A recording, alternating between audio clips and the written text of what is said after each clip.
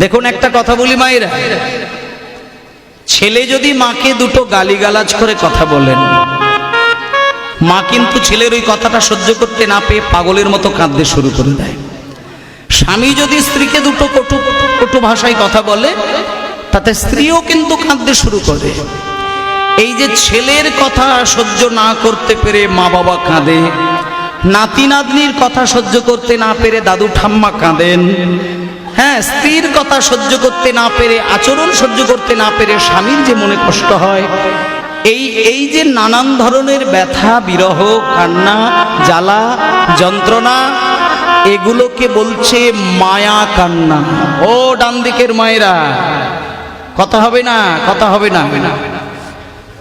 মায়ার যন্ত্রণা, মায়ার কান্না যে মানুষটা বেশি বেশি করে পায়, তাকে ভাবতে হবে তার বাড়িতে আধ্যাত্মিক কান্নাটা বেশি হয়নি। যার বাড়িতে আধ্যাত্মিক কান্না কাঁদে, তার বাড়িতে মায়া কান্না হয় না। এই আমি ছোট্ট একটা কথা আপনাদের বলে দিই, যে বাড়িতে শুধু মায়া কান্না কেঁদে বেড়ায় মানুষ, জানতে হবে তার বাড়িতে প্রেমের কান্না কোনোদিন হয় না। কারণ ভগবান একটা জিনিস খুব সুন্দর করে বুঝিয়ে দিয়েছেন, একেবারে বাংলা ভাষায় বুঝিয়ে দিয়েছেন, যে আমাকে যদি তোমরা খুব মন দিয়ে ভালোবেসে আমার ঠাকুর ঘরে বসে একটা বাজার থেকে ফল কিনে নিয়ে এসে কুচিয়ে কুচিয়ে সুন্দর করে প্লেটে সাজিয়ে দাও, আমি ভগবান হয়ে কথা দিয়ে দিলাম, আমি তোমার হাতের নিবেদন করা ফল আমি অবশ্যই প্রসাদ পাবো, আমি খাবো। কিন্তু পরের লাইনে আবার বলল, ফল যদি কোনোদিন তোমার কেনার ক্ষমতা না হয়, তাহলে সেদিন কি দেবে? সেদিন ভগবানই বলে দিলেন, ফল যদি তোমার কোনোদিন কেনার ক্ষমতায় না কুলায়, সেদিন তোমাকে চিন্তা করতে হবে না, বাগানে যাবে, গাছ থেকে একটা ফুল তুলে নেবে, সেই ফুলটা আমার চরণের মধ্যে রাখবে, আর সেদিন শুধু হাত জোড় করে আমার কাছে বলবে, ঠাকুর আজ আমি তোমাকে কিছুই দিতে পারি না, শুধু গাছ থেকে আমি দুটো ফুল তুলে নিয়ে তোমার চরণটাকে সাজিয়ে দিলাম, তুমি আজকের অন্তত আমার ফুলটুকু অন্তত গ্রহণ করো। ভগবান পরিষ্কার বলে দিলেন, যারা ফল দিতে না পেরে প্রেম ভরে, অনুরাগ ভরে, ভক্তি মাখিয়ে একটা যদি বনের ফুল তুলে নিয়ে আমার চরণে দেয়, আমি কথা দিলাম তার হাতের নিবেদন করা ফুল আমি হাত বাড়িয়ে মুখে তুলি। ভগবানকে যারা চিনতে পেরেছে, তারা ভগবানের জন্য বেশি দুশ্চিন্তা করেন না। শোনেন, ঈশ্বর বলে দিয়েছে যে যারা ফল দিয়ে সেবা দেয় আমি তার হাতের ফল খাই, যারা ফল দিতে না পেরে ফুল দিয়ে আমার চরণ সাজিয়ে দেয়, আমি তার হাতে সাজানো ফুল মুখে তুলে দিই, আর ফুলটুকুও যদি গাছে কোনোদিন না পায়, তাতেও চিন্তা করতে লাগে না, দুটো পাতা তুলে নিয়ে যদি আমার চরণে বসিয়ে বলে, ঠাকুর আজকে আমি ফলও দিতে পারিনি, আর তোমার চরণে আমি ফুলও দিতে পারি না, দুটো তুলসী পত্র তোমার চরণ স্পর্শ করে দিলাম, আমি কথা দিলাম তার হাতের সেই নিবেদন করা তুলসী পাতাও চিবিয়ে চিবিয়ে খায়। কত বড় দয়াময়।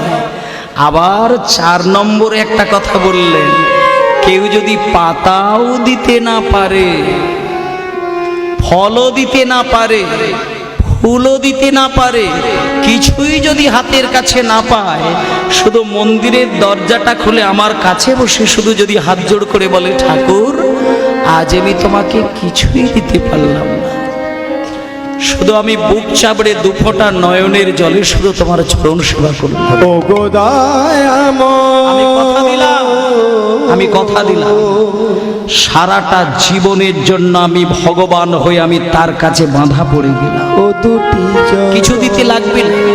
ভগবান গৌর হরি বলেছে, আমাকে কিচ্ছু দিতে হয় না, চোখের জলে কেউ যদি আমার চরণে সেবা দেয়, আমি কোনো দিন তার কোল ছাড়া হই না।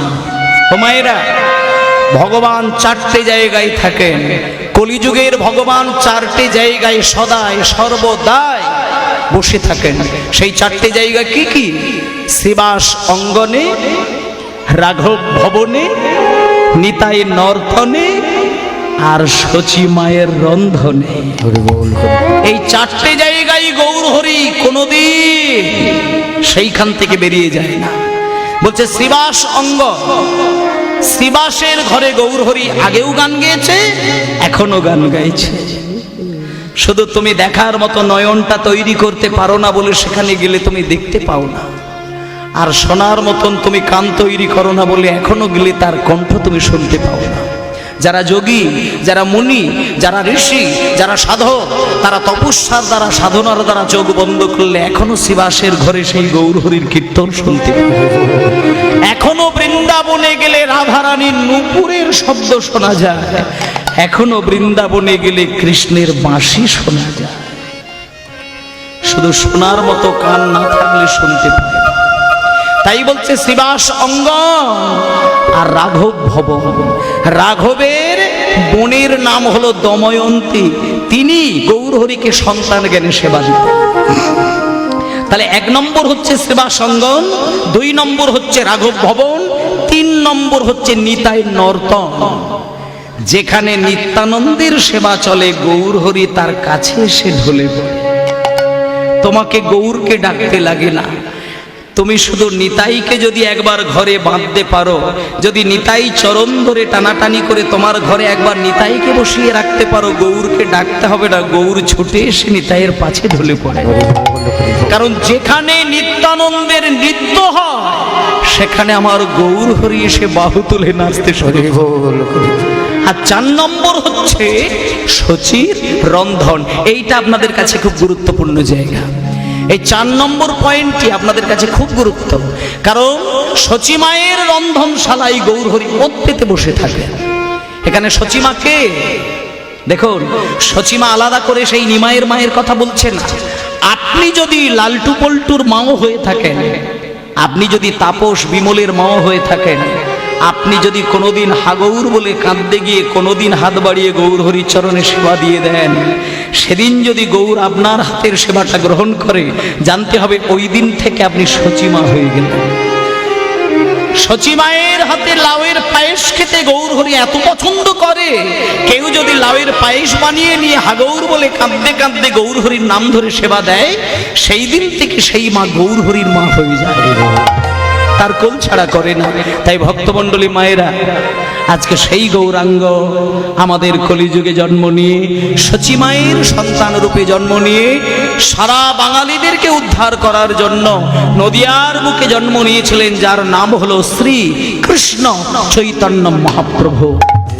আপনাকে মা কালীর পুজো করতে হবে না, আপনাকে দুর্গা পুজো করতে হবে না, আপনাকে কৃষ্ণের পুজো করতে হবে না, আপনাকে রাধারানী বলে কাঁদতে হবে না। শুধু তুমি গৌর বলে কাঁদো, গৌরাঙ্গের মধ্যে 33 কোটি দেবতাকেই তুমি দেখতে পাবে। তুমি যে বিদ্যার দেবী, বুদ্ধির দেবী সরস্বতীর কথা চিন্তা করছো, তিনি গৌরের সেবা করেন।